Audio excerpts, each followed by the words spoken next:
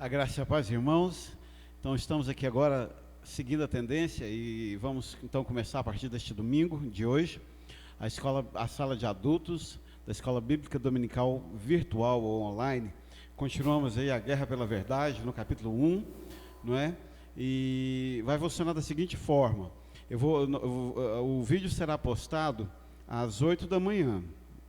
E aí, à medida que você for no grupo da sala de adultos, à medida que você assistir o vídeo, você coloque uma foto sua, que vai valer a sua presença. Eu vou fazer a chamada pela foto, e um sim embaixo se tiver feito a leitura, ou não, se não tiver feito a leitura. Vai valer até amanhã à noite. Segunda-feira de manhã, eu vou fazer a chamada e nós encerramos essa lição. Então você tem o dia todo, não precisa ver 8 horas da manhã, você precisa ver amanhã, no domingo, né, que é a Escola Bíblica Dominical, até a hora que você vê. Até amanhã, até hoje, né? Até hoje, domingo, meia-noite, está valendo a sua postagem, sua foto com sim, se fez a tarefa, ou com não, se não fez. E recapitulando, né, porque nós ficamos muitos dias sem estar aqui, nós estávamos estudando sobre modernismo, pós-modernismo e altermodernismo, né, que são as tendências de desacreditar na verdade. E, na verdade, então, agora da sequência, encerrando esse capítulo, para a semana que vem a gente começar o próximo. O pastor José Delcio é o professor do dia. Então, sejam todos bem-vindos à Escola Bíblica Virtual, e ele vai estar dirigindo aí, então, a lição. Graça e paz, irmãos. Muito bem, né? Como o pastor João disse, né, nós ainda, agora nessa modalidade online, mas vamos seguir, né, a nossa lição. Vai ter os slides aqui, espero que a câmera pegue bem aí as imagens, né, mas também vai ser disponibilizado no celular os slides aí para acompanhar, mas o que importa é que você acompanhe, né, quer seja por aqui ou pelo o grupo no WhatsApp. Muito bem, então vamos lá, né, continuando aí, né, nossa lição, né. A verdade pode sobreviver a uma sociedade pós-modernista?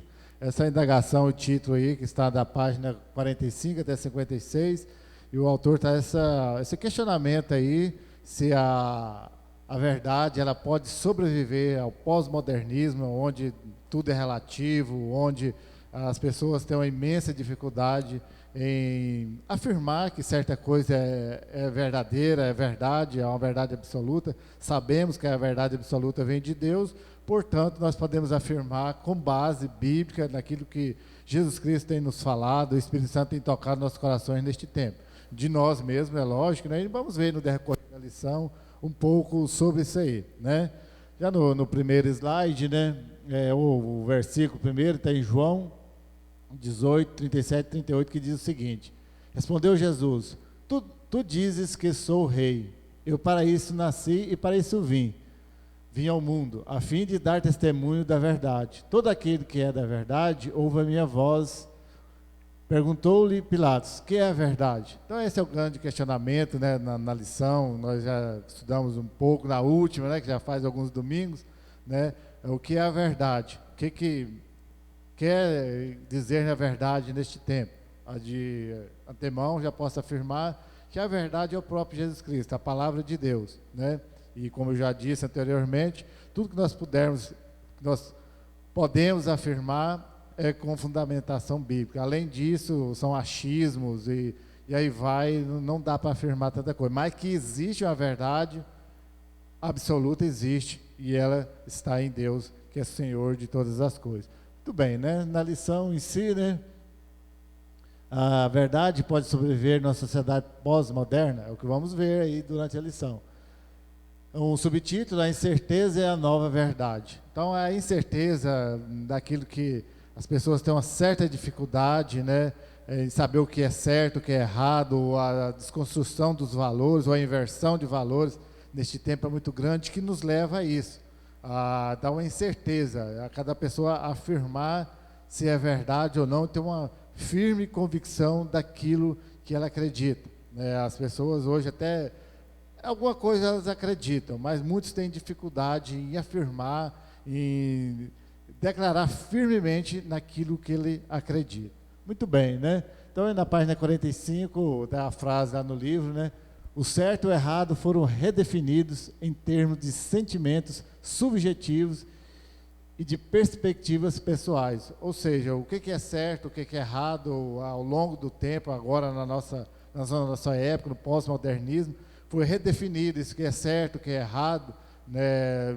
Vale o meu conceito, aquilo que é subjetivo, aquilo que eu penso, que as pessoas têm tentado, né, ao longo aí de muitos anos, as mídias, a sociedade, o mundanismo, vem trabalhando firmemente para isso, né? O que é certo, o que é errado, né? O que é certo para um não é certo para outro, o que é errado para um, para outro, tá de boa.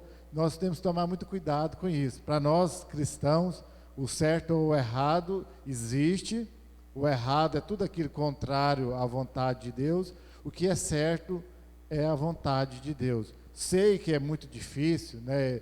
E as pessoas, cada dia, quando perde essa convicção, é que se distancia de Deus. Ao longo, estudiosos, filósofos aí têm tentado passar uma visão contrária a essa, aquelas pessoas inteligentes, né, que um belo dia, de fruto dos seus estudos, das suas pesquisas, né, não sei às vezes com qual objetivo, mas querem tentar tirar o foco do que é certo, o que é errado.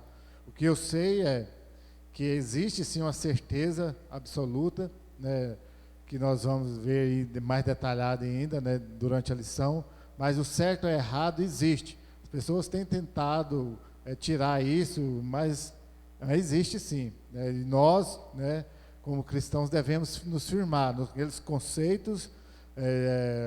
Talvez as pessoas falassem, mas é muito antigo, há 2000 anos que Jesus Cristo, e antes, né, Jesus Cristo também não foi quem, na época, quando ele veio à Terra, que inventou o certo e errado. Desde que Deus, desde a existência, né, da eternidade, existe o certo e o errado, a existência de Deus. E vem trazendo, ao longo da história da humanidade, vem se perdendo um pouco. Mas é lógico que existe ainda um pouco de pessoas, espero, né, que dentro do nosso grupo, da nossa igreja, haja um bom número que acredita nisso, de que existe o certo e o errado, e nós devemos buscar o certo, buscar fazer as coisas certas. Ainda que as pessoas não vão concordar, não vão, né? Entre nós mesmo, na nossa sociedade, eu diria, comunidade de igreja, existe aqueles que acreditam em determinadas coisas, outros não. Mas daí a duvidar do que é certo, trazido por Deus, aí é aquele pecado que não vai ter perdão, de duvidar do Espírito Santo. Aliás, o próprio Jesus Cristo já diz, né, que a blasfêmia contra o Espírito Santo, ou seja, de duvidar da certeza da coisa certa que vem de Deus. Então não caia nessa de achar que nem tudo é certo, nem tudo é errado, que existe um relativismo nisso, não. O que é errado, nós erramos, pecamos, mas o que é certo também não deixa de ser certo jamais. Podemos até não concordar, podemos até não seguir o que é certo, mas que existe, existe. E lembrando, pastor, que o próprio Jesus Cristo, ele diz, sim, sim ou não, não. O que passa disso é do maligno. Então, esse tipo de crente que acha que a Bíblia está certa, mas precisa ser revista, não é cristão. Você que frequenta a igreja, mas que ainda está lutando com a palavra de Deus, você ainda não encontrou o verdadeiro caminho, a verdade, aquela que liberta. João diz que ela liberta. Por quê? Porque ela é absoluta, né? E quando a gente fica procurando respostas que não tem na Bíblia, conjecturas, é pecado, né? Ou concorda ou não concorda, e Jesus Cristo não vai te obrigar a concordar. Agora, né, até vamos ver um pouquinho no outro ponto, que fala um pouco sobre isso. A teologia tem de ser uma humilde tentativa humana de ouvir a Deus, e nunca uma maneira racional de dar com os textos. Essa frase está lá, é de um escritor que o autor citou, Armstrong, que ele queria convencer as pessoas, baseada na filosofia, que a teologia era essa tentativa do homem ouvir a Deus, e nunca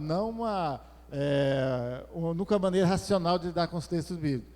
Toda tentativa do homem, a busca dele em si sozinho de ouvir Deus, vai falhar, porque ele vai querer ouvir aquilo que ele quer ouvir, e não aquilo que a Bíblia, o que Deus tem para dizer.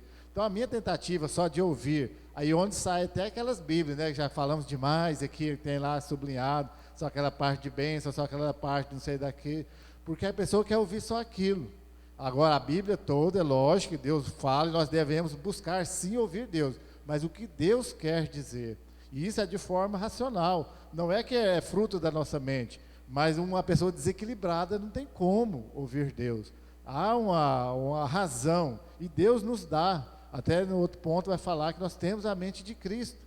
Por quê? Porque ela é assim, a Bíblia é racional, foi dada para conhecer, para o nosso conhecimento. Sei, né, que é limitado por enquanto esse nosso conhecimento, mas ela é sim racional. Se não fosse, aí cada um pensava o que queria, pronto, era a minha opinião, a do pastor, de cada um dos irmãos, aí cada um achar, pensar de uma forma. E não, existe a Bíblia assim, escrita justamente para isso, para ter uma racionalidade.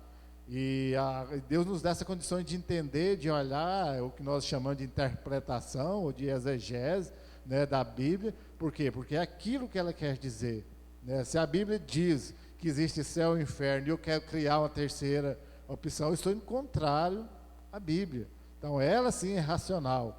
Lógico, é o que o autor às vezes diz, né, que ela é mística, que é uma coisa sobrenatural, é verdade, que ela é inspirada pelo Espírito Santo de Deus, mas ela é sim compreensível dentro daquilo que Deus nos dá a condição de ser compreensível, lógico, mas ela sim é racional. E não só essa tentativa, a minha busca de querer, das minhas condições de ouvir Deus, senão vai ficar limitado àquilo que eu quero, do jeito que eu quero, na hora que eu quero, aí eu estarei errado. Então é o que ele coloca, essa citação de Armstrong, que é um escritor, justamente nisso. Não caia nessa de você falar que você vai ouvir a sua busca, assim, nós devemos buscar entender e compreender e concordar, aceitar aquilo que Deus nos diz, não só aquilo que eu busco escutar. Ou seja, a teologia é uma ferramenta que ajuda a gente a compreender Deus, não o mecanismo, forçar a barra ou produzir conceitos e doutrinas que vão me agradar, mas é uma ferramenta que vai nos ajudar a ouvir Deus. Mas lembre-se sempre, busque ouvir Deus, né? Aquilo que eu falo sempre. Nós devemos buscar ouvir Deus e falar com Deus. Eu tenho dito sempre, você falar para Deus é mais fácil, tem sido mais fácil nesse tempo, eu acredito, do que ouvir Deus. Essa busca mais de ouvir, e aí ouvir aquilo que Deus quer falar. Já na página 51, né, os pós-modernistas emergentes embaçaram a linha divisória entre a certeza e a onisciência. Parece supor que se não podemos saber tudo com perfeição, não podemos saber nada com qualquer grau de certeza. Então essa foi a tentativa, né, aquilo que a gente fala, né, até gosto de citar isso, o Fábio gostava demais de falar isso no seminário, que a pessoa pega o texto fora do contexto para usar de pretexto. Com base na Bíblia, falar que nós não vamos entender tudo, né, neste tempo, e não vamos mesmo, né, só na eternidade vamos compreender muitos mistérios, e aí não sei nem se Deus vai revelar todos, né, não tem obrigação de fazer isso, mas aquilo que Ele nos revelou até agora, em Jesus Cristo, nós podemos afirmar com toda certeza, porque está lá na Bíblia. Ou então é questão da pessoa não acreditar. Eu acredito, né, que está na Bíblia. Até o povo gostava de usar muito aquele ditado lá, se falasse, né, que foi Jonas que engoliu o grande peixe, ainda deveria acreditar, porque está escrito na Bíblia, é desse jeito, sim. Eu acredito que estava lá, do jeito que está, né, é difícil às vezes nós não queremos concordar com o que está lá, porque às vezes é pesadíssimo, porque é, né, outro velho ditado que a verdade dói, e quando nos expõe a nossa fraqueza, o nosso pecado, a nossa falta de compromisso, a nossa falta de fé em Deus, a gente às vezes quer relutar, quer espernear um pouco para não compreender, mas é isso. Foi uma tentativa dos filósofos, né, dessas pessoas aí, de querer desconsiderar aquilo que foi revelado em Jesus Cristo. É sim uma verdade absoluta, e Deus não relativizou nada, é absoluta sim, dentro da proporção que Ele nos revelou. Até onde revelou, devemos acreditar do jeito que está plenamente. E lembrando assim, é por isso que a gente insiste todo ano na leitura bíblica. Para quem está fazendo, vai entender bem, porque nós estamos no 1 Crônicas. E essa semana foi horrível ler as genealogias. né? Fulano é filho de fulano, que gerou fulano, que gerou fulano, que gerou fulano. Parece que não há sentido. Mas lá no meio da genealogia tem a história de Jabes, tem a história de Enoque, e é a Bíblia como um todo, né? De Gênesis a Apocalipse é a revelação de Deus, é a autoridade, a única regra de fé e prática, e só iremos dar conta de conciliar teologia com revelação bíblica se tivermos conhecimento bíblico. Então essa coisa de ficar vendo qualquer um aí na internet, lendo qualquer livro de qualquer autor, isso não é teologia, isso é uma tentativa de adequar Deus às suas necessidades, que não é o que a busca ou a guerra pela verdade propõe. A guerra pela verdade propõe que seja ela qual for, doa o tanto que doer, é a verdade absoluta de Deus para nós. Então é isso, a nossa busca, sim, sempre dentro daquilo que Deus tem nos revelado para que nós pudéssemos lutar, guerrear pela verdade. Né, e o outro subtítulo é a guerra da igreja, né? A nossa guerra, nós como igreja de Jesus Cristo devemos guerrear. As batalhas pela verdade têm se intensificado na comunidade cristã desde os tempos dos apóstolos, quando a igreja estava apenas começando. Então não é de agora, essas teologias rasas, essas tentativas de desvirtuar o evangelho não vem de agora. Os apóstolos conviveram com isso. Aliás, talvez era mais intenso do que agora, não sei, dentro de cada época, de cada cultura, de cada meio que estava, mas sempre existiu essa guerra, né, de desconsiderar o que Jesus Cristo ensinou, aquilo que Ele nos revelou, aquilo que Ele nos propôs. Né, e vai continuar. Enquanto existir igreja, enquanto existir este mundo aqui, vai existir essa guerra de pessoas, a eterna guerra entre o bem e o mal, né? Aí vai existir da verdade contra a mentira. Quem não estiver de um lado, automaticamente está do outro, né? E aí nesse tempo nós temos tentado convocar cada um dos irmãos a guerrear em prol da verdade, ou seja, do lado de Jesus Cristo. Então, pastor, o senhor mencionou que nos dias da igreja primitiva já tinha essa guerra, e ela era pior por um motivo básico: eles não tinham a palavra escrita. Então hoje, quando você liga a televisão e vê o pastor lá falando que vai beber uma água para você tomar, para você ficar livre disso ou daquilo. Naquele tempo, não tinha a palavra escrita, a Bíblia, para você pegar e confrontar a ideia. Hoje nós temos, né? Quer dizer, se você não ler a Bíblia, você vai ser uma massa de manobra. Qualquer um poderá iludir você. Né? Agora, nesse tempo de pandemia, estou vendo demais um ataque aos pastores no Facebook, que nós queremos o dízimo, é só dízimo. Eu estou vendo isso praticamente todos os dias, de pessoas até inteligentes, de professores, de pessoas que eu conheço. Já até excluí alguns por causa desse tipo de postagem. Por quê? Porque não conhecem a Bíblia e ficam em qualquer onda. Qualquer onda, qualquer palavra se torna verdade. Hoje, diferentemente da igreja primitiva, nós temos a Bíblia escrita. Então, qualquer coisa que for falada, nós podemos refutar com a palavra escrita. Mas a Bíblia diz assim. E eu afirmo, qualquer um só será um bom crente quando tiver o moral, o conhecimento, a capacidade de falar. A Bíblia diz assim. Do contrário, serão sempre massa de manobra, levado por qualquer vento de doutrina. E para isso tem que ler o mínimo possível, né? Tem que ter algum conhecimento básico, pelo menos, e não entrar em discussões que não vai levar a nada, né? Eu falo sempre com os irmãos, fazer aquela pergunta, começa uma discussão. Você acredita que o que está escrito na Bíblia? Se a pessoa falar que não, vamos encerrar, porque não vai chegar a lugar nenhum. Vai ser uma ideia minha contra de outra pessoa, e é melhor falar de outra coisa, porque não vai haver um consenso, não vai adiantar, perca de tempo. Muito bem, né? Vamos continuar, então, a verdade pode sobreviver a uma sociedade pós-moderna, né? Devemos cumprir nosso papel na guerra pela verdade, que já dura muitas eras. Temos a obrigação sagrada de participar da batalha e lutar pela verdade. Então, né, continuação do tópico anterior, já vem muito tempo e nós devemos assumir o nosso papel, a nossa postura dessa guerra pela verdade, de lutar por isso. Se é isso que nós acreditamos, nós devemos buscar, né? Nós devemos estar firmes no nosso propósito de crer, né, que a palavra de Jesus Cristo é que está em nós, né? Então, continue até porque se você não crer nisso, você vai crer em quê?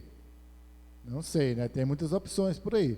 E eu quero continuar crendo que a palavra de Deus, ela é a verdade simples, pura e absoluta. Nós devemos ter fé nisso, porque senão veio tantas coisas, tantas ideias que já vieram, já foram embora, mas a palavra de Deus continua, né? A escrita a Bíblia aí já, né, a boa parte dela há 2000 anos, né, e outra do Antigo Testamento há mais, né, há muito tempo, que nós conhecemos, e ela continua a mesma, né, não foi modificada e não será modificada. Pode até vir uma versão tentando modificar a parte, algum livro, mas a Bíblia, a palavra de Deus, jamais. Ela é imutável, ela não irá mudar. Ou seja, a verdade de Deus também não vai mudar. Não vai, não será, e o livro de Apocalipse já diz, todo aquele que tentar diminuir ou acrescentar algo será maldito. Então, não tem como. E é isso, por essa verdade que nós devemos lutar. E às vezes nós ficamos assim, guerra pela verdade, e parece muito filosófico. Não, mas tem uma forma prática. Quer ver? Tipo assim, a maioria de vocês, já passei dessa fase, mas a maioria de vocês tem vergonha de dizer que é crente, de assumir que é crente. Então, às vezes prefere tomar um copo de cerveja junto com os familiares, para, ao invés de falar, não, eu sou crente, eu não posso. Então a gente fica constrangido lá na rua, e só lembrando que a forma mais simples de começar a guerrear pela verdade é começar a assumir o que você é. Você vai visitar seus parentes, eles começaram a difamar a tia, o primo que não está lá, fala, não vou falar mal porque eu sou crente, a Bíblia diz que eu não devo fazer. Eu não devo participar das imoralidades, das pornografias, dos gracejos indecentes. A Bíblia é clara naquilo que cada cristão tem que fazer. Simples, comece, adote isso. Vire para os seus familiares, dentro da sua casa, fala assim, não vou participar porque eu sou crente. Simples assim. É uma forma prática de lutar pela verdade. Só lembrando que Jesus disse que quem negá-lo diante dos homens, ele o negará diante do Pai. Então, para você que quer continuar viver essa vida dupla, aqui na igreja eu amo Jesus, mas lá fora é tudo muito relativo, lá fora eu não tenho coragem de assumir eu sou crente e continuo nas mesmas falas dos ímpios, no mesmo curso, não rola. Você não entrará no céu, você não tem salvação, você não encontrou o Espírito Santo dentro de você. Então é prático, a guerra pela verdade é uma coisa bem prática. O guerreiro fica do jeito que você está. Mas não somos meros embaixadores, somos ao mesmo tempo soldados comissionados a guerrear em favor da defesa e disseminação da verdade, em face aos ataques constantes contra ela. Ou seja, né, o autor nos deixa bem claro, não somos só embaixadores. Embaixador é aquele que vai levar a mensagem, aquele que vai falar, ou mesmo evangelizar é considerado um embaixador.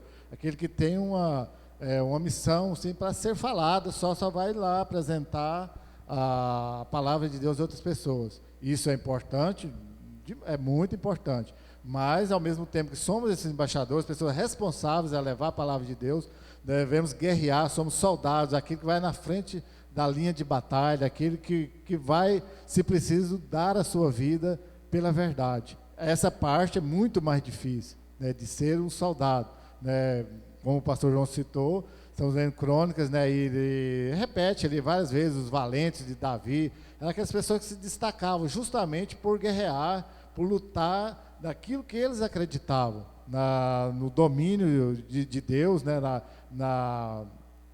no amor de Deus sobre Israel. Agora, no nosso tempo, como cristãos, como os filhos de Deus, como defensores, como soldados que guerreiam pela verdade, que aqueles que acreditam na verdade soberana de Deus, e vamos defender isso sim, vamos deixar isso bem claro, né? Se as pessoas concordam ou não com a nossa posição, cada um tem direito de achar, de pensar, de acreditar no que quer. Agora, se eu afirmo que sou salvo, sou crente, creio em Deus, aí também devo confessar, né?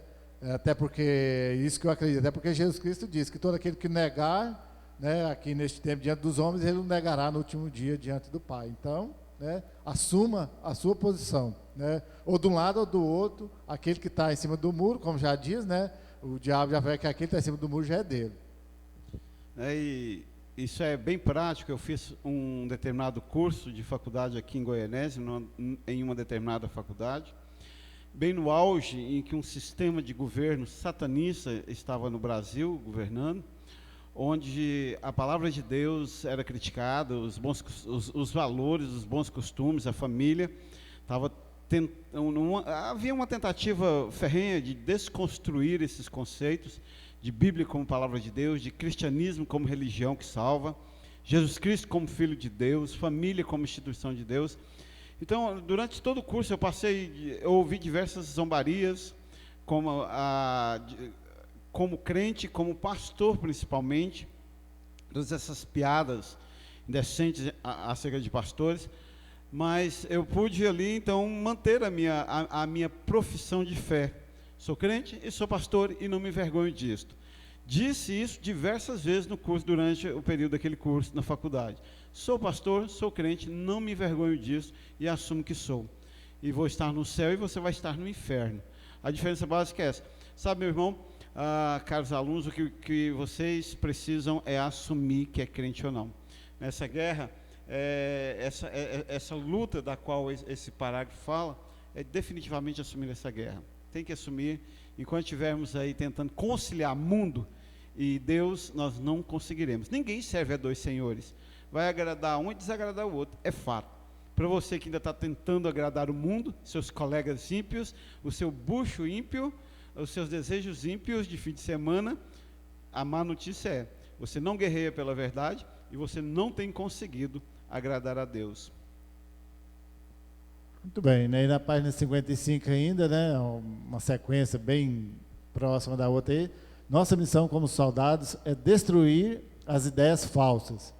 Devemos manter esses objetivos no seu devido lugar. Não temos o direito de declarar guerra contra as pessoas propriamente ditas, nem de entrar em relacionamentos diplomáticos com ideias anticristãs. Ou seja, né, isso aí está lá em Efésios 6, né, na sua luta, né, contra carne ou sangue, né, mas nós, ao mesmo tempo que nós vamos lutar, guerrear contra as falsas doutrinas, né, as ideias falsas que tem tentado aí, mas não contra as pessoas em si. É o que eu disse antes. Quem está em discussão só por discussão, sem levar a nada, o máximo que você vai conseguir é inimizade, briga, não vai levar a nada, né? Se a pessoa quer provar para outra que a Bíblia está errada, não vai, porque não vai adiantar. A discussão é válida para você esclarecer que Jesus Cristo é o único verdadeiro Salvador, passou disso, é do diabo, não dá para entrar nessa neura, não precisamos nem de ofender as pessoas, falar assim, respeitamos a ideia dela, da pessoa, se ela não quer, não é obrigada a nada, né? Ela é livre até para ir para o inferno, que a gente costuma falar. Lógico, mas nós devemos manter nossa posição firme sempre, né? Não é porque às vezes eu vou, né, até um dia lá fui dar aula no seminário lá em Minas, e um senhorzinho lá, o seu Geraldo, eu falar que é longe, queria que ele batesse de frente com o outro lá, porque ele defendia uma coisa, eu fui e calei. Depois terminou a aula, no intervalo, ele, não, mas você tinha. Eu falei, não, irmão, não dá. Ele queria provar uma coisa para mim que não está na Bíblia, eu não vou entrar nessa discussão. Tenho minha opinião, expressei. Ele tem a dele, deixa ele com a dele, até onde ele quiser. Então é isso, a nossa luta, a nossa guerra é para, do lado de Jesus Cristo, falar as verdades bíblicas. As pessoas querem outra coisa, provar que, por exemplo, beber não é pecado, entrar nessas neuras, não dá para entrar nessas discussões, né? Então, o que nós devemos, sim, não contra a pessoa em si, mas contra o que ela pratica, contar para ela que ela está em pecado, que ela precisa ter comunhão com Deus, e não dizer para ela, você está no inferno que você não presta, não é esse lado, é contar as atitudes, né? Aquilo que Jesus Cristo sempre fez. Andava junto com o pecador, comia, bebia junto com o pecador, só que ele não cometia pecado, e deixava bem claro, era contra o pecado delas, não contra a pessoa. Então a nossa guerra é isso, eu não sou contra determinadas pessoas, sou contra o que elas fazem, é essa a nossa guerra. Isso é bem claro, né? Eu gostei demais dessa frase, eu não preciso entrar em relacionamentos diplomáticos com ideias anticristãs.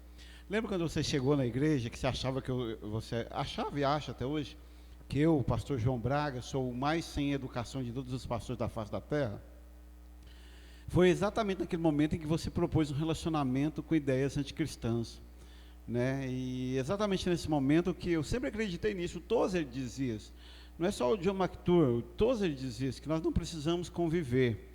Aliás, qualquer um, anota isso no seu coração, você ainda que ainda prevarica com o mundo. A Bíblia diz que qualquer um que se fizer amigo do mundo, torna-se inimigo de Deus. Jesus Cristo disse isso. Então toma cuidado para você não ser amigo do mundo, né?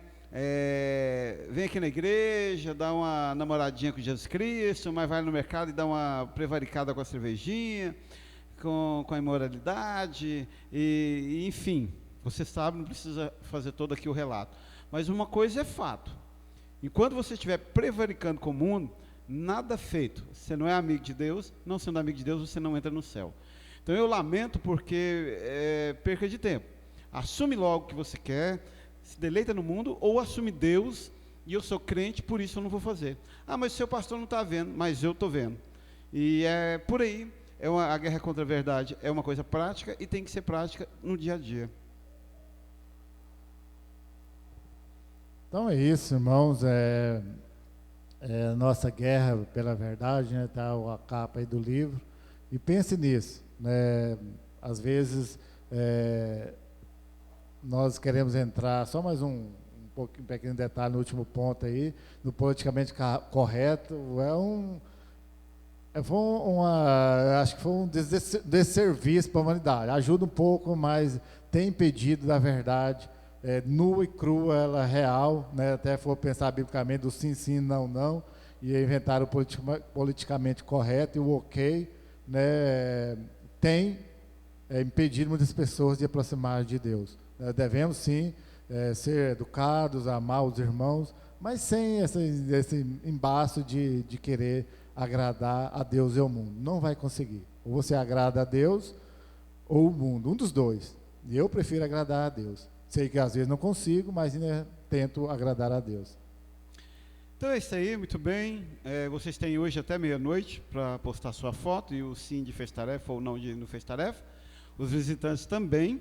Lembrando que esse é o último domingo do bimestre, aí Cristiano, Aline e quem mais ainda não estiver na chamada, a partir do domingo que vem vai estar na chamada. Essa semana, se você colocar aí a sua foto aí, o seu like aí, faça as inscrições no canal do YouTube, curte lá que você gostou.